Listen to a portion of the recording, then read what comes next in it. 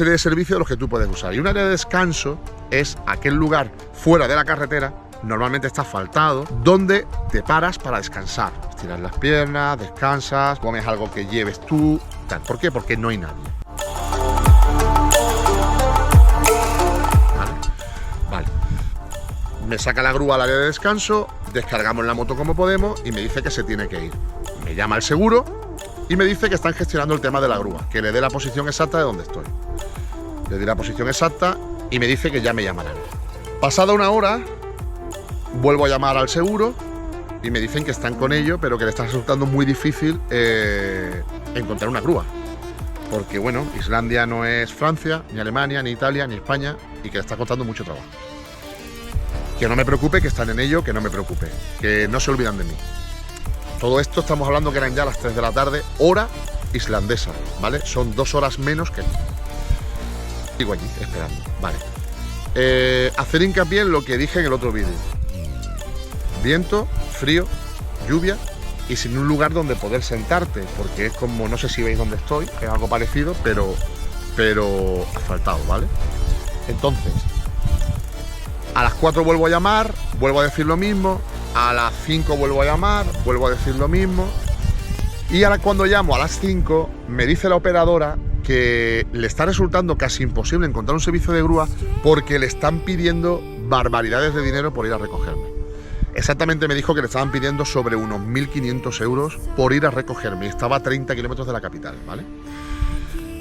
Vale, le digo a la operadora que bueno, que ese no es mi problema, ese es problema de ellos, para eso me asegura. Entonces, bueno, pues vale, no me preocupe, que no me preocupe, que van a venir a por mí. Vale, yo allí estaba con mi amiga Gertrudis, que era una gaviota que estaba conmigo por allí, tenía su pollo por allí, para ver si encontraba algo de comer la pobre, y estábamos los dos solos, ¿no? Bueno, pues en estos bellos parajes islandeses, allí hay un volcán que está en erupción, ha entrado en erupción hoy, cerca de Reykjavik está por allí. Acaba nuestro viaje.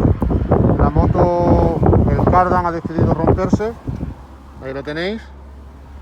Y nada, aquí estoy a la espera de grúa, repatriación y demás parafernalia. Esto, no quiero decir nada en caliente, pero bueno, este país cansa un poquito, ¿vale? Ya iremos hablando más adelante. Yo estaba casi sin comer, comiendo 4 frutos secos que llevaba, un poco de agua, en fin, ruina. A las 7 en punto de la tarde me aparece una grúa que venía con una furgoneta cargada.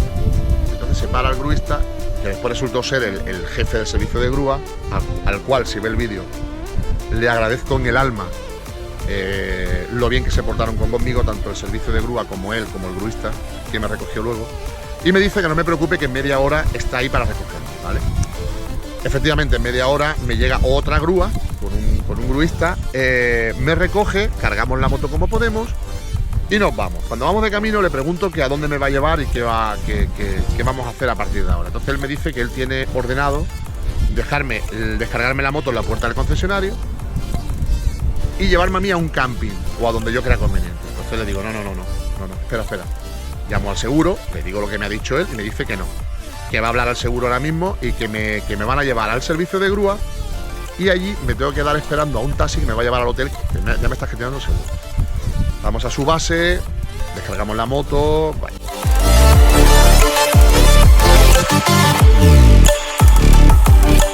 Tomo 2 o 3 cafés, me invitan a cenar, bueno, en fin, no ceno porque no tenía ni hambre, bueno. Entonces, a las 8 de la tarde, hora de allí, me vuelve a llamar el seguro, ¿vale? 8 y media de la tarde. Y bueno, me llamó el típico operario, ¿cómo lo diría? El típico operario que solamente sabe leer lo que pone en el papel, ¿no?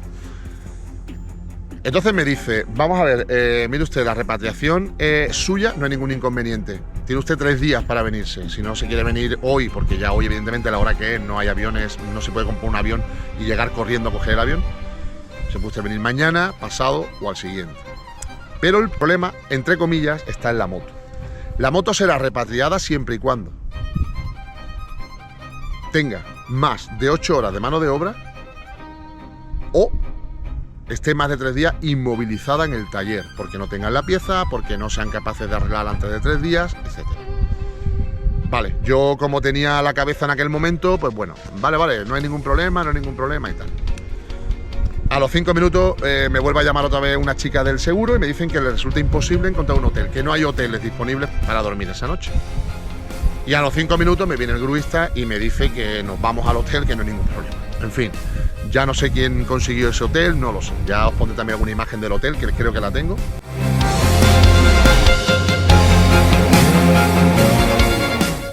Y os la pondré para que lo veáis. El hostel, ¿eh? Lo mismo que dije en el otro vídeo que os dejo por ahí. El hostel, para que lo veáis. Llego al hostel, me ducho, me cambio...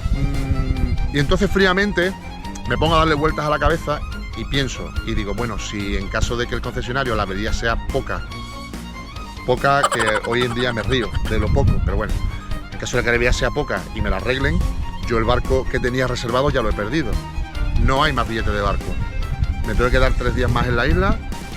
Y si no hay billete de barco, y luego yo tengo que trabajar, yo me tengo que venir desde el norte de Dinamarca hasta Almería. Problemas. El invierno se acerca, el invierno allí no es esto, el invierno allí en septiembre ya está nevado.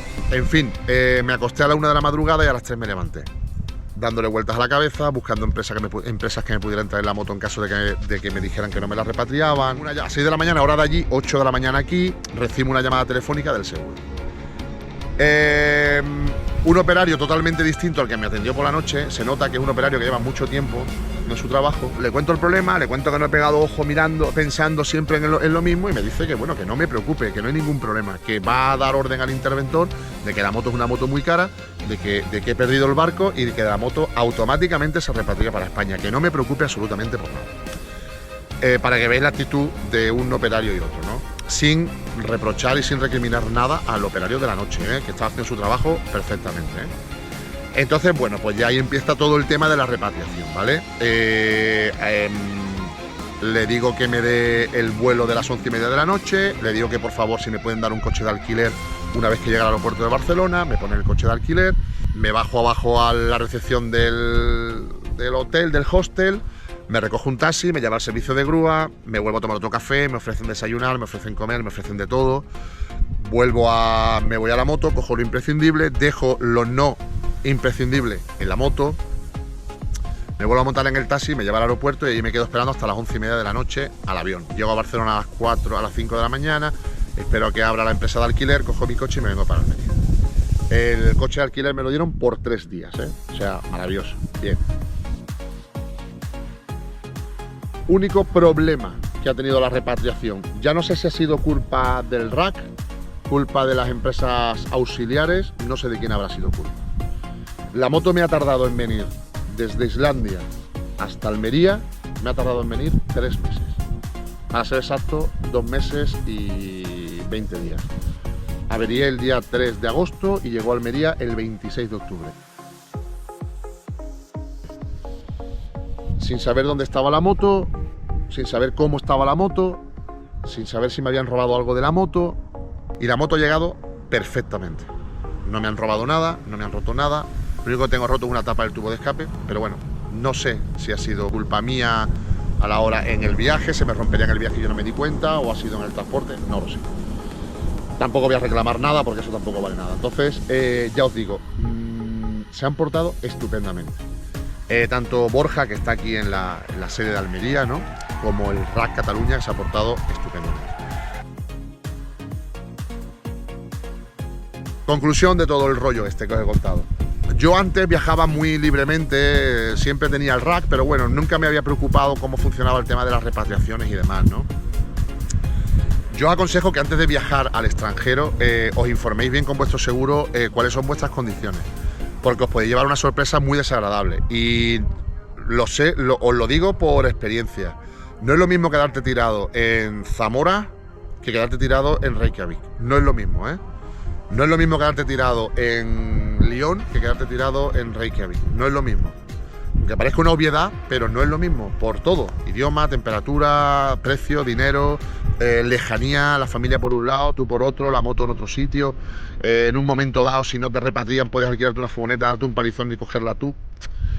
No sé, no es lo mismo, ¿eh? En una isla dependes 100% del barco, 100% del barco.